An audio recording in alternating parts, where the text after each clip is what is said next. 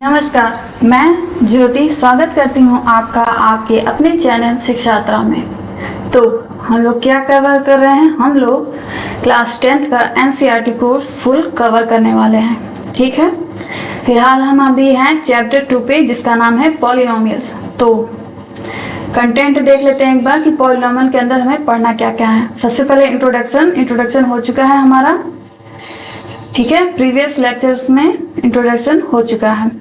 Okay, geometrical meaning of the zeros of a polynomial, ये भी हम लोगों ने कवर कर लिया है। Relationship between zeros and coefficient of a polynomial, इस कॉन्सेप्ट को भी समझा है। और उसके बाद हम लोगों ने किया था एक्सरसाइज 2.2 पिछली क्लास में, जिसके सिर्फ 3 क्वेश्चन हम लोगों ने किए थे। 3 क्वेश्चन और 3 लेफ्ट है, 3 बचे हुए हैं। चलिए उनको भी खत्म करके आगे बढ़ते हैं। तो पिछली क्लास में हम लोगों ने 3 क्वेश्चन को कवर कर लिया था। अब बारी है चौथे क्वेश्चन की। तो चलो सॉल्यूशन 4 करते हैं। सॉल्यूशन 4, एक बार क्वेश्चन को पढ़ लो फिर से।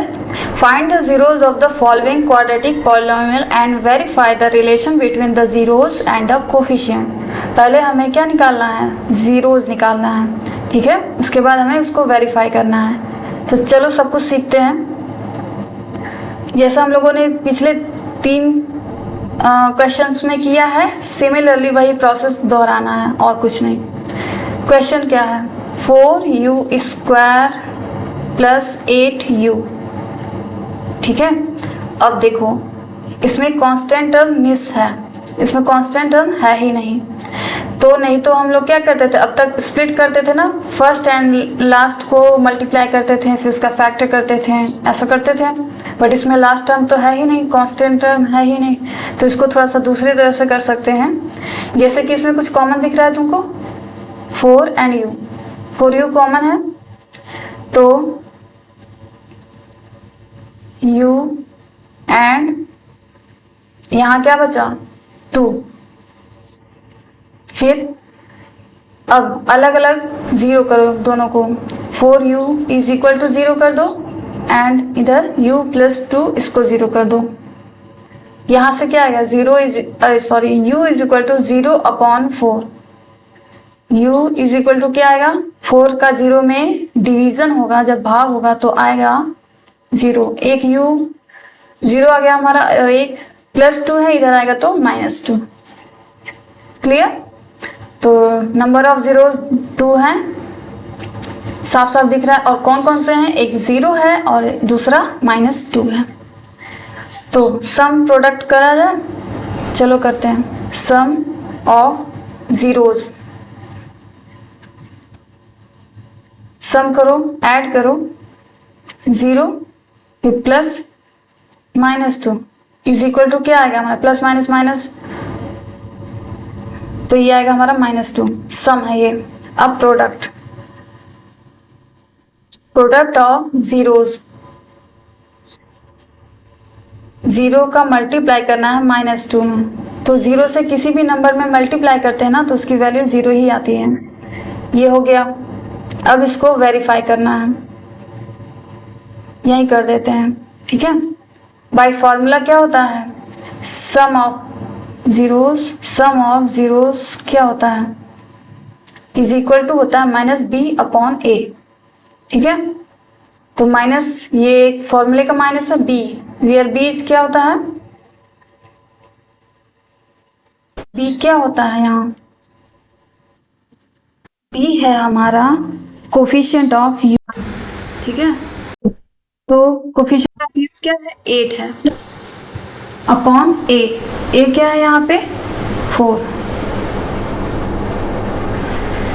तो क्या आएगा? इसको सॉल्व करेंगे, 4 2 ज़ा 8, तो -2 आ गया सम ऑफ जीरोस का। यहाँ भी आया था, देखो -2 दोनों इक्वल आ गए, यानी वेरीफाई हो गया। क्या? जीरोस और उसका कोफिशिएंट में जो रिलेशन था वो वेरीफाई हो गया है, दोनों सेम आ गया है। इसलिए अगर दोनों सेम नहीं आता तो मतलब कि हमने कहीं गलती की है। ठीक है, अब product of zeros is equal to C upon A होता है। सी क्या है यहाँ पे, सी तो कुछ है ही नहीं, कांस्टेंट टर्म, तो यहाँ पे जीरो है। कांस्टेंट टर्म ऐसे समझ सकते हो कि यहाँ जीरो दिया हुआ है, ठीक है। तो सी को हम लिख देंगे जीरो अपॉन ए। ए क्या है, यू स्क्वायर का कोफिशिएंट क्या है 4, तो इसमें डिवाइड करेंगे 4 से 0 में तो आएगा 0। तो ये 0 और ये 0 इक्वल आ गया, जो कि प्रोडक्ट ऑफ जीरोस था, तो ये भी हमारा वेरीफाई हो चुका है।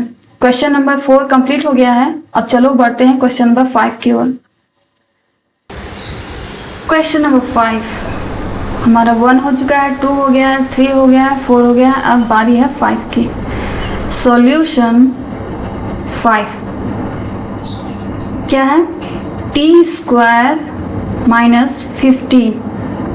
देखो यहाँ टी स्क्वायर है, ठीक है, लेकिन टी वाला टर्म मिसिंग है कि नहीं, डायरेक्ट कांस्टेंट दे दिया है। तो टी स्क्वायर प्लस 0t हम मान सकते हैं 0 इंटू टी माइनस 50।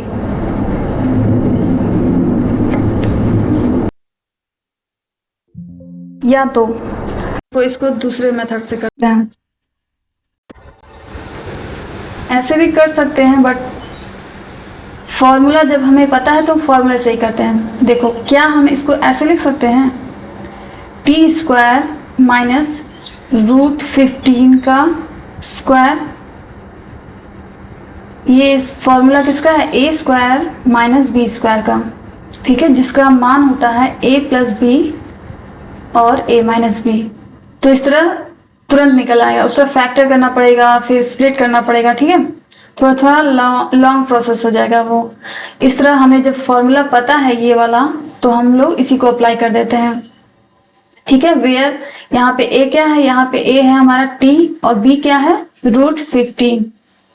तो चलो करते हैं, एक ब्रैकेट में क्या हो जाएगा हमारा t प्लस रूट 15 और दूसरे ब्रैकेट में क्या आएगा t माइनस रूट 15। दो ब्रैकेट आ गए। अब जीरोज निकालने के लिए t प्लस रूट 15 को 0 के इक्वल कर दो और t माइनस रूट 15 को इसको भी 0 के इक्वल कर दो। अब t इज इक्वल टू क्या आ जाएगा, प्लस रूट 15 है, उधर जाएगा तो माइनस रूट 15 आ जाएगा। ठीक उसी तरह ये माइनस रूट 15 है तो उधर जाएगा तो प्लस, प्लस आगे लिखते नहीं है, ये आ जाएगा हमारा रूट 15। क्लियर है, हमारे दो जीरोस आ गए, माइनस रूट 15 और एक प्लस रूट 15। अब चलो इसका सम करते हैं फिर प्रोडक्ट करते हैं। Sum of zeros is equal to minus root 15, okay, फिर प्लस करना है इसमें किसका, रूट 15 का, ठीक है। यही है ना, एक बार चेक कर लो, देखो माइनस रूट 15 प्लस रूट 15, ठीक है। अब चलो ब्रैकेट हटाओ तो क्या आएगा, एक में माइनस रूट 15 है, एक में प्लस रूट 15 है। अब इसको जोड़ना है तो क्या चिन्ह क्या है, एक प्लस का है एक माइनस का है, प्लस माइनस माइनस यानी घटेगा। रूट 15 में से ही रूट 15 को अगर हम घटाएं तो क्या आएगा हमारा, 0 आएगा कि नहीं, उतने में से ही उतना ही घटाना है तो उसका मान 0 आएगा। ये हमारा सम आ गया 0। अब प्रोडक्ट की बारी,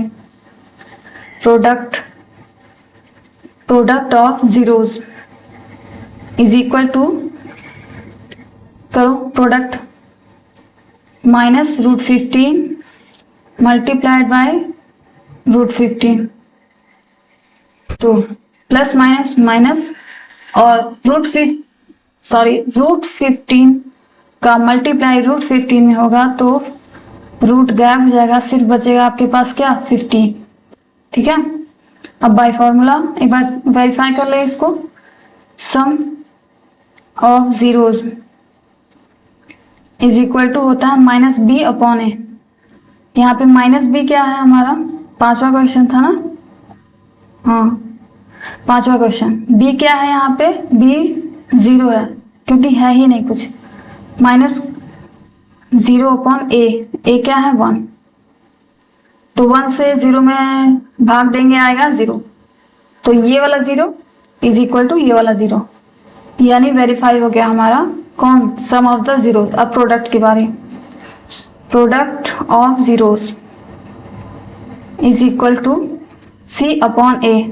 यहाँ सी क्या है -15 और ए क्या है 1, तो इसको भी सॉल्व करेंगे आएगा -15। तो देखो ये भी इक्वल आ गया -15 और ये -15, ठीक है। प्रोडक्ट भी सेम सेम और सम भी सेम सेम, इसका मतलब हम लोगों ने वेरीफाई कर दिया क्या, जीरोस और उसका कोफिशिएंट। अब लास्ट क्वेश्चन बता है 6, नंबर 6 देख लेते हैं नंबर 6 को। 1 2 3 4 5 तक हो गया, अब 6 की बारी। सॉल्यूशन 6, सबसे पहले उतार लो क्वेश्चन को। 3x² -x -4, इसमें सब कुछ है, x² का कोफिशिएंट भी है, x का भी है और कांस्टेंट टर्म भी है, ठीक है, कुछ मिसिंग नहीं है। तो चलो क्या करते हैं, जैसे पहले क्वेश्चन में किया था, सबसे आगे वाला और सबसे पीछे वाले का मल्टीप्लाई करना है। 3 × 4 क्या आ जाएगा 12। अब 12 का फैक्टर करो, 2 6 बार में 2 3 3 1। अब 2 2 को एक साथ लो और 3 को अलग करो, 2 2 ज़ा 4 एंड 3, 4 और 3 में कुछ ऐसा हो सकता है कि हमें क्या लाना है 1 लाना है, कुछ नहीं है, इसका मतलब यहाँ 1 है, ठीक। तो 4 और 3 में क्या करें, जोड़ेंगे तो आएगा 7, जाहिर सी बात है हमें घटाना ही पड़ेगा। 4 में से 3 घटाएंगे तो आ जाएगा हमारा 1। साइन कौन सा होना चाहिए, माइनस का, यानी बड़े वाले के पास हमें माइनस रखना है और छोटे वाले के पास प्लस रखना है। एक प्लस एक माइनस होना जरूरी है क्योंकि घटाना है, और घटता तभी है जब एक प्लस होता है एक माइनस होता है, सेम सेम जुट जाते हैं, घटते नहीं हैं। और हमारा वेरिएबल क्या है x, यहाँ x। अब प्लस माइनस माइनस, 4 में से 3 गया 1, 1x जो कि 1 लिखा नहीं जाता है, और साइन किसका माइनस का, -x जो कि हमको यहाँ लाना है, ठीक है। चलो अब -4x + 3x - 4,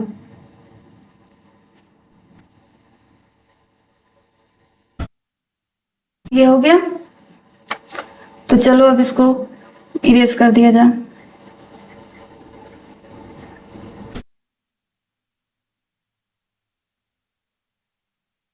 ये हो गया हमारा इरेज। अब चलो कॉमन लो, इसमें क्या कॉमन है, 3 4 में x के अलावा और कुछ कॉमन दिख नहीं रहा, तो 3x - 4 हो गया। अब इन दोनों में कुछ कॉमन नहीं है तो 1 कॉमन ले सकते हैं हम किसी में से भी, -4 दोनों ब्रैकेट में सेम बचा, इसका मतलब अभी तक हम लोगों ने जो प्रोसेस किया है वो सब सही है। अब उसके बाद 3x - 4 को कॉमन कर लो, एक ब्रैकेट में, दूसरे ब्रैकेट में हो जाएगा हमारा x + 1। अब जीरोस कैसे फाइंड करते हैं, 3x - 4 को 0 के इक्वल कर दो और x + 1 को भी 0 के इक्वल हम कर देंगे। तो यहाँ से क्या आ जाएगी, x का मान क्या आ जाएगा, 3x - 4 इधर आएगा तो +4 यानी 4, और x = 4/3 ये आ गया। यहाँ से क्या आया, x = -1। ये 2 जीरोस हमें मिले। अब चलो इसको वेरीफाई करते हैं, पहले सम निकालेंगे फिर प्रोडक्ट निकालेंगे उसके बाद, ठीक है।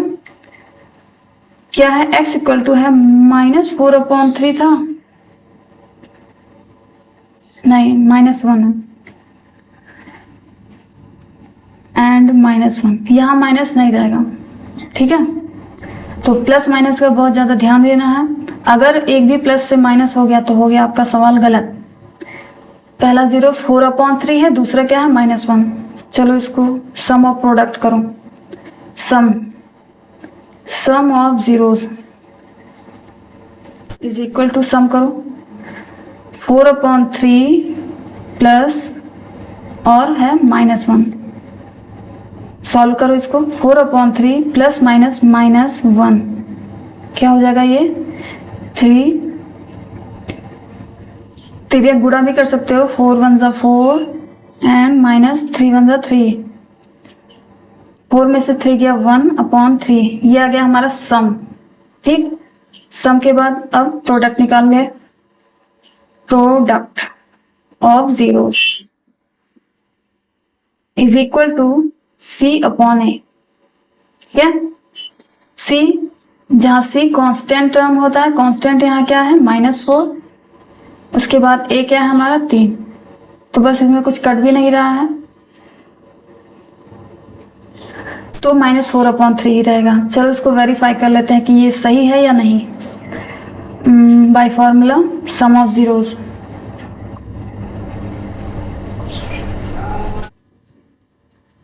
सम of zeros is equal to, sorry मैंने एक तो प्लस किया है, दूसरे को मैंने फॉर्मूला लगा दिया है। अभी फॉर्मूला यहाँ नहीं लगेगा ना, अभी सिंपली प्रोडक्ट करो। सिंपली प्रोडक्ट करेंगे कैसे, 4/3 multiplied by -1 is equal to हो जाएगा -4/3। अब लगाएंगे फॉर्मूला। ठीक है, यहाँ पे सम ऑफ जीरोस क्या होता है, -b/a। -b फॉर्मूले का है, b क्या है यहाँ पे, x का कोफिशिएंट क्या है 1 है ना, फिर a क्या है x² का कोफिशिएंट 3, b है -1, सॉरी देखो यहाँ पे -1। ठीक है, तो माइनस प्लस 1/3 आ गया। देखो ये 1/3 इक्वल आ गया किसके, इस वाले सम के। चाहे हम लोगों ने जीरोस निकाल के सम किया तो वो इक्वल आ गया बाय फॉर्मूला वाले के इक्वल। ठीक है, तो इसका मतलब कि हमारा वेरीफाई हो गया है कि हम लोगों ने सम सही निकाला है। अब product of zeros is equal to c/a, जहां c क्या होता है, कांस्टेंट टर्म होता है आपका -4, और a क्या है x² का कोफिशिएंट 3। देखो ये भी सेम आ गया, -4/3 इज इक्वल टू -4/3। क्लियर है, तो ये आपका पूरा क्वेश्चन जो है कंप्लीट हो चुका है। ठीक है, 3 पार्ट मैंने इसके प्रीवियस लेक्चर में कंप्लीट किया था, 3 पार्ट इस लेक्चर में कंप्लीट हो चुका है। तो समरी ऑफ द क्लास, क्या आज हम लोगों ने पढ़ा है, we have completed 3 part of question 1। Question 1 का हम लोगों ने 3 पार्ट, जो लेफ्ट था हमारा उसको कंप्लीट कर लिया है, एक्सरसाइज 2.1 का। अब हम कह सकते हैं कि क्वेश्चन नंबर 1 हमारा कंप्लीटेड। अब हम लोग जिसका 6 पार्ट था, विच हैव 6 पार्ट्स थे इसके क्वेश्चन नंबर 1 के। अब हम लोग अगले लेक्चर में क्वेश्चन नंबर 2 से स्टार्ट करेंगे। ठीक है, बस 2 ही क्वेश्चन हैं आपके एक्सरसाइज 2.2 में। एक्सरसाइज 2.2 में सिर्फ 2 क्वेश्चन थे। क्वेश्चन नंबर 1 के 6 पार्ट हैं, जिसमें हम लोगों ने 3 को अलग कवर किया, 3 को आज कवर किया है, तो पूरा कंप्लीट हो गया 6 पार्ट। अब क्वेश्चन नंबर 2 को करेंगे, जो कि हमारा आखिरी क्वेश्चन रहेगा। ठीक है, उसके बाद हमारा चैप्टर जो है पॉलिनॉमियल वो खत्म हो जाएगा। फिर उसके बाद हम लोग नेक्स्ट चैप्टर स्टार्ट करेंगे। आई होप आपको क्लास पसंद आई होगी। Thanks for watching.